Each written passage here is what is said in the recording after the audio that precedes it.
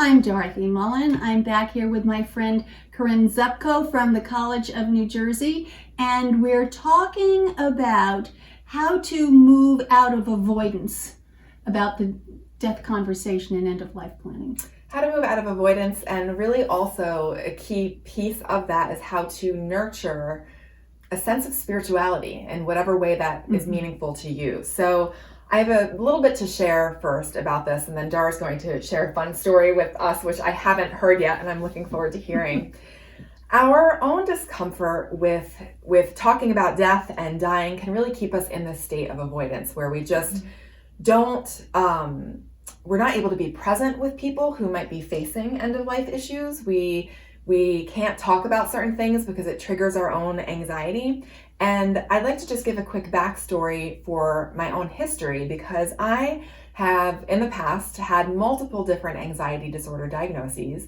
The first anxiety disorder diagnosis came at the age of 2 when I had separation anxiety disorder. My mom could not leave the room, literally, without me screaming my head off. And that sort of changed as I got older. I developed panic attacks when I was in college, a lot of generalized anxiety.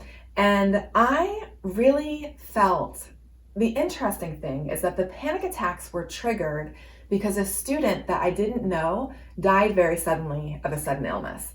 And it freaked me out. It just unraveled me at the seams. I thought, how could somebody be fine one night and then gone the next morning? And that was when I started having panic attacks. Now, I got into therapy myself and counseling. My therapist was of a great help in learning skills to manage the panic, to really try to get that under control. But I really felt that my anxiety was linked to very deep existential issues. Why are we here? Really being terrified of death and the dying process. And every time I brought up these fears of death, my therapist, bless him, would change the topic. And he was so helpful up until this point, but I really believe that he just didn't go on the same type of journey that I was about to embark on. And so he just couldn't go any further with me on that journey. So I knew that our work was done, and I moved on and really started looking for answers and really embarked on my own spiritual pathway, trying to find peace in a world that oftentimes makes zero sense. Right. So I've always loved all forms of spirituality, whatever form it takes. I've always had a very deep respect for all different types. Spirituality to me is really a relationship with something greater than yourself. It's how we find meaning. It's how we find purpose in our lives.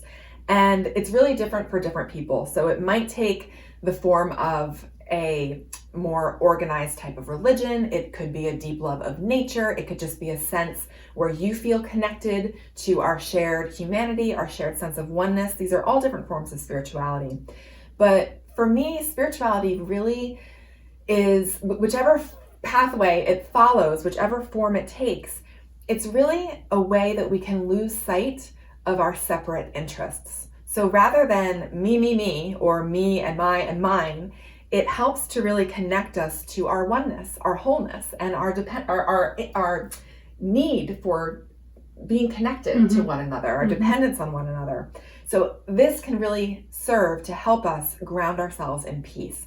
And this was my own experience as I really fostered a sense of deep love and connection in my own life instead of fear, as I really tried to nurture that deep love within me and choose that instead of fear. My own spirituality began to grow. So if I'm totally honest, years ago, I would not have been able to sit with you and been authentic and be with you and just love you and enjoy our time together, because it would have triggered my own anxiety. It would have triggered me into a panic attack. And so here I am, 10 years now, panic attack free, feeling fully present and feeling just such joy in every time that we get together. And I really feel like this is because I've chosen to root myself in love instead of fear. So I personally wanted to say thank you for giving me these opportunities to just be with you, but I really also want to encourage each of us to find that meaning, that purpose, that deep sense of connectedness that we all have within ourselves, and to really nurture that. And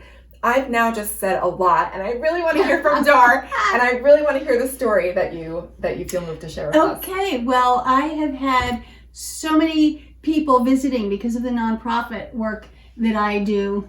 I really had to almost limit the visitors because I got stage 4 lung cancer. I'm tiring out. Some days it's 3, 6, 8, 12 visitors in one day, and I love everybody, but I'm getting pretty tired of all of this. So now I'm down to more meaningful one-on-one conversations. I have only one visitor at a time, and it's from people across the spectrum. I have a lot of Jewish friends, Christian friends, there's some Hindus in there, and a couple of Buddhists, and then, garden variety people who, like me, are really communing with nature and the universe in a way that isn't described by a particular religion. But I gotta tell you, it was the Buddhists that really helped me out the most, and here's the reason.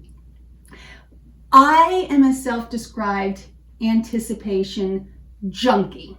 If you don't know anything about the brain chemistry of anticipation, it's a dopamine response.